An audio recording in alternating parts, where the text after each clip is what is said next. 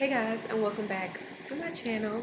Today is Friday, March the 10th, and I don't know, I just really had the strong urge to share slash make this type of video. Um, so yeah, here I am.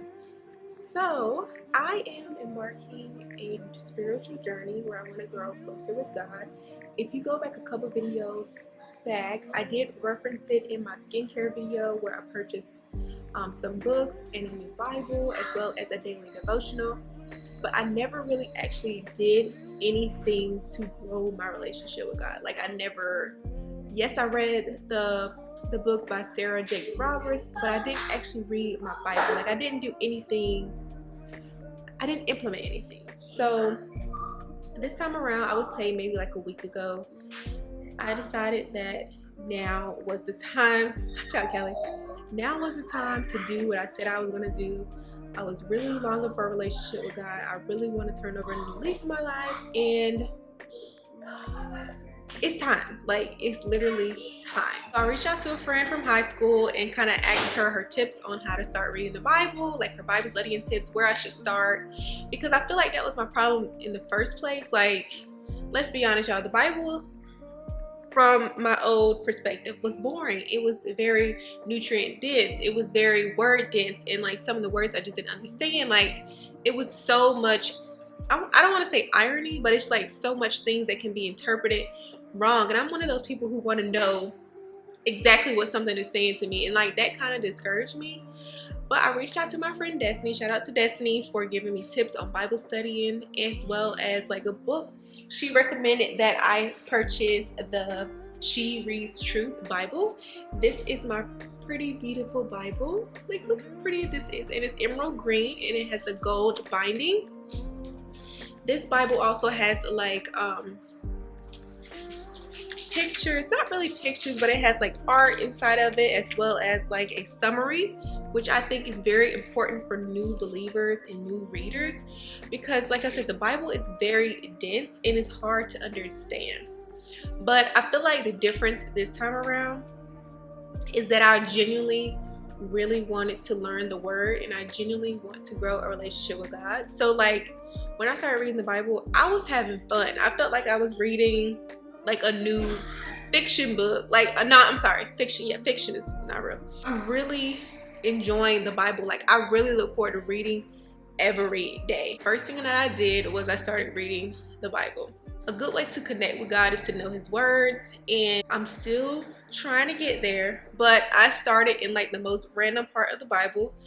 Destiny told me that there is no specific way that you should start. There is no specific order because the Bible isn't necessarily in chronological order.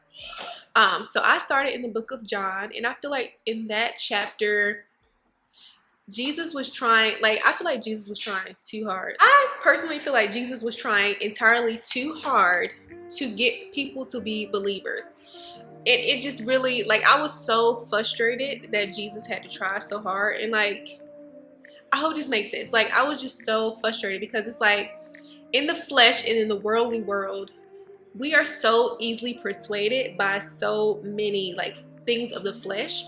For example, someone can post on TikTok, oh, they drank this tea for 3 days and it made their stomach slim down, and we will believe it wholeheartedly that this tea will help us lose weight, slim down our tummy. But Jesus was doing all these miraculous things. He was performing all these signs, curing people, making people see, walking on water, turning water into wine. And people still did not believe that he was sent from God.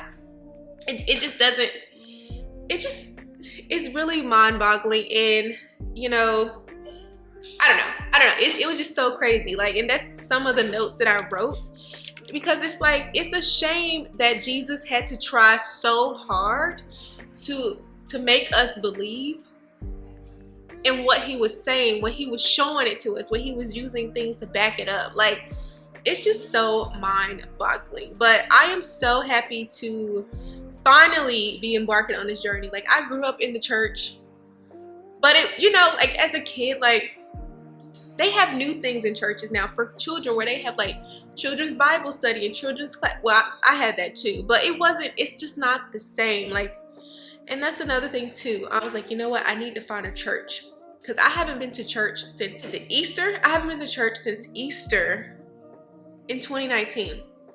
Y'all, that is a long time. And I feel like that's another reason why I got away from God, is because I couldn't connect with anybody in church. I couldn't make connections in church. I wasn't in the church that I needed to be in to feel spiritually connected. And that's something that I wanted to do differently. I wanted to start going to church. Like, I've even considered changing my work schedule. I'm going to take it to God and let him decide. That's something I need to work on. I need to start working and moving in his purpose, in his time, and not make everything so about me and what I want. Some of the steps that I've started doing since I made the decision that I wanted to connect to God was, number one, I started reading the Bible. And then step two, I started praying. Step three, I found a church. And then step four, I found a way to connect with people within church by joining a life group. And then step five, I actually have joined the serve team. My church has different areas that you can serve the church and that you can serve God by doing different activities at the church on Sunday and other days as well. Those are some of the things that I've incorporated that I feel is like, that's going to bring me closer to him. Like, it's going to put me on the right path. I want to be surrounded by people who love God and who aren't afraid to show that they love God. I don't want to be around people who are secret Christians. Like, I feel like we all, to a certain extent, people who are Christians or people who do have a belief, I feel like people hide their faith and like, oh, I believe in God, oh, I know my sins are covered, and they're still moving in this worldly way, in a simple way. I don't want to be like that anymore. I want to be the way that God said I need to be. So that's what this video is about. I know this is something different on my channel, but I just wanted to share this with you all because this is a new journey that I'm embarking. And honestly, I find great fulfillment in watching videos like this on YouTube. I love seeing what other Christians do, how they stay consistent with worshiping God and stuff like that. Like, literally, that's all I watched. Oh, and another thing that I've done since I've decided to be completely faithful to God is that I've deleted all secular music. And what is secular music? Secular music is basically Chris Brown. Y'all know. If you don't know, then I'm gonna tell y'all right now. Chris Brown is like my top number one. I deleted all his music off my phone. The only music that I have on my phone right now is Christian worship music. And you would be so surprised the kind of Christian music that is out there. They have Christian Afrobeat music. They have Christian rap. They have Christian R&B. I'm still trying to get used to the R&B because it doesn't really sound Christian to me. This is a process, and that's why I wanted to document this, because I want to see myself grow over time, because I don't want to get bored, and I don't know, I want to hold myself accountable. Like, I really want to hold myself accountable, and I don't want to get discouraged in times when I feel like I'm not doing what he wants me to do. I just want to reflect back and say, see, you were trying, you did what you needed to do, and you made it here. And I just want to take you guys through how I do it. Currently, I don't really have, and I guess that's another problem too, I need to come up with a routine. When I first started out, I said I was going to dedicate 8:45 p.m. and I wanted to read for a minimum of 15 minutes. Most of the time I'm reading for like 30 to 45 because, like I said, the Bible right now, because my heart posture is in it, is so enjoyable. Like, I really enjoy reading the Bible, and I don't mind going back and reading the paragraph if I don't understand something. Like, it's just so interesting to me now. But I dedicated every night before bed, 8:45, for a minimum of 15 minutes that I read my Bible. And most of the times what I do when I read my Bible is I just jot down stuff or things that how I interpret information as I'm reading. I just recently started incorporating this little notebook. It's not cute at all, but it's a start. So I just started incorporating this notebook where when I'm reading my chapters, I can go in brief detail and write notes here. Of course, I gotta have like a cute little header. I'm one of those people, when they study, I have to have like cute little headers and colors and stuff like that. So in a college rule notebook. As I'm reading my Bible, I write down any notes on that day. And then I also have a separate journal that I use for prayer. So right now this book has been through it all. But I have this separate journal that I use for prayers. And so far I just do, like, to give you an example, when I prayed 2 days ago, I did 3 different prayers. I did a prayer for my children, I did a prayer for my spouse, and then I did a prayer for myself. I'm still learning how to pray. Like, I know they say there's no right or wrong way how to pray, but I don't know. I just feel like I'm not doing it right. So I write it down. At first I was just writing it down. And then today I wrote it down and then I read it aloud. Like I said, I'm still working on how to pray. But what I write is what is on my heart, what I want to talk about, any things that I want the Lord to work on through me and through my family and stuff like that. And I do, go through and write it like that. I'm going to read, Galatians, I think it was chapter 5, verses 22 through 23. Yep. And then I'm going to, as I'm reading that chapter, I'm going to write down in my notebook any notes or anything that jumps out to me on my interpretations of the verses. And then I'll write my prayer in my prayer journal. I've already written a prayer for today, but I still have space. Obviously, it's a notebook. You can continue to write as you will. So let's jump right into Galatians, you guys. I'm not sure how I'm going to do this part of the video as I'm reading, but you guys, hope you guys like this content. And even if you don't, honestly, I know I'm doing something purposeful, and I know that this is something of God.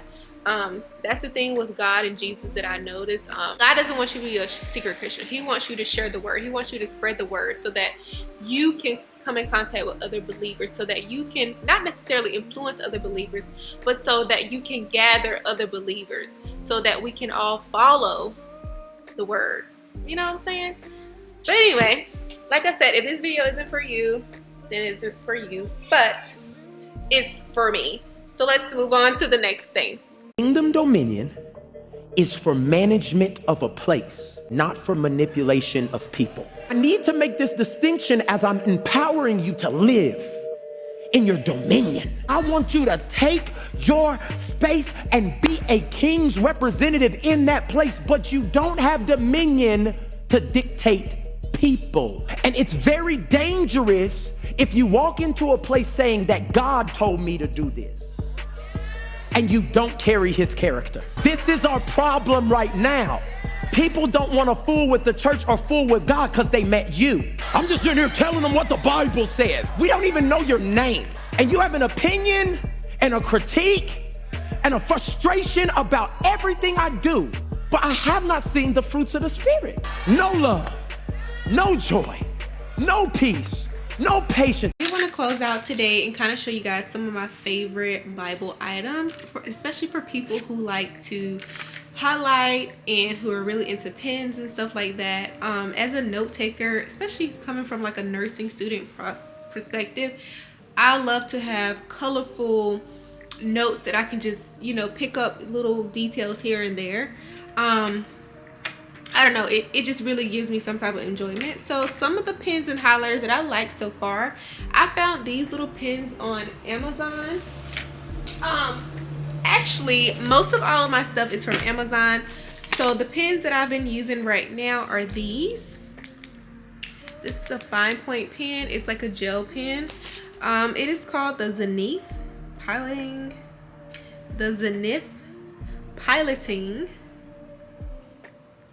Morandi gel ink pen, and you can get these on Amazon. I'll link these in my Amazon storefront down below. So I use these pens to write in this notebook here, and it gives me this kind of writing here. And then for my Bible highlighters, I like to use these. So these are marketed as no bleeding. However, if you do it like double, because they're very light and pastel, so like I have to highlight twice for the the pigment to come up, like really come up. So that's on, you know, me, because I'm like heavy handed with the highlighter. It does bleed through just a little bit. Like you can see the color from the other side. Obviously the Bible paper is very thin. But I want my color to show up. Like I want what I highlight to jump at me, okay?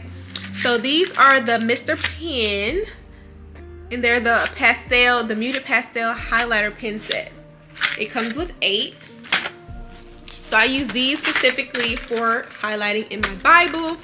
And then I have these I always call them med liners, but they're not med liners. These are mild liner zebra highlighter pens. Now I used these when I was in nursing school and I really love them. So I use this to make the cute little highlights in my journal for when I'm studying. So like this little highlight here, I use these. And these pens, these highlighter pens have 2 sides. So it has a chisel side, and then it has a fine point side. Hello, focus. Anyway, so I really like these. Now these bleed through, obviously, so I don't use these in my Bible. I use this in my notebook only. And then for the Bible highlighters, these are only one-sided, and it is the chisel. So yeah, but I really love these. And then obviously I guess you could say this is my home Bible. I do have a black Bible, and if I can find the link to it, I believe I got this off Amazon as well. If I can find the link to it, this is the single column journaling Bible from Crossway.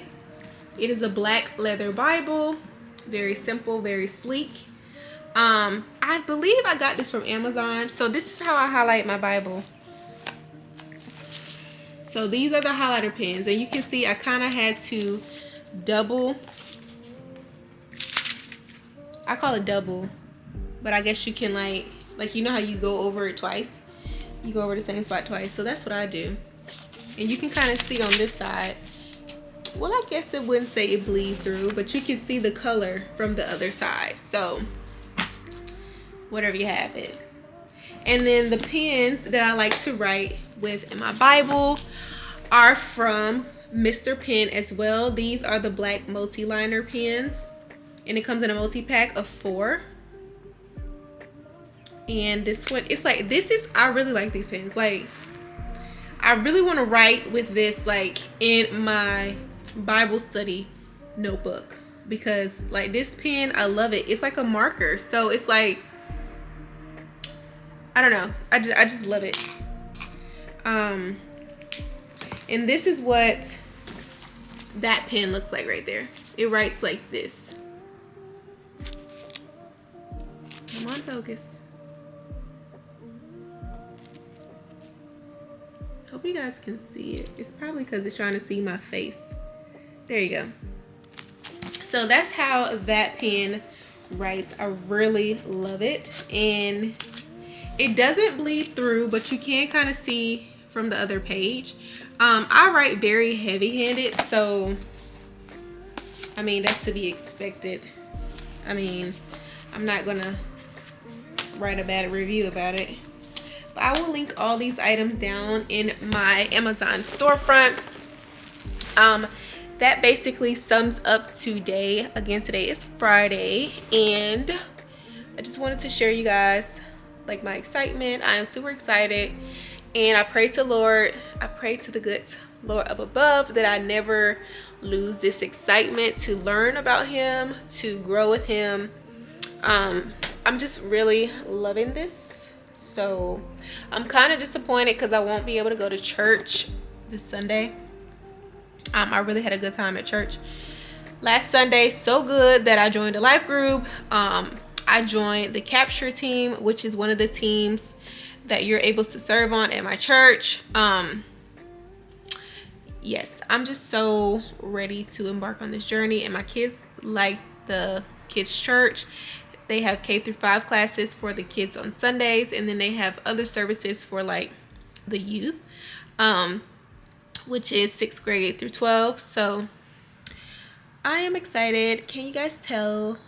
I've never talked about anything like this online. I've referenced God before, but not like this. I also want to shout out the ladies from Soft Life Through Christ. I really love their story. It's super different. It's super mind opening. It's super. You guys should definitely check their channel out. It's for Deja, and I believe her sister is Bernaya. Well, I left you guys hanging abruptly, but I want to say thank you so much for tuning into this video. If you liked it, give it a thumbs up, and don't forget to subscribe. And don't forget to pray and give God thanks to this day. Be blessed.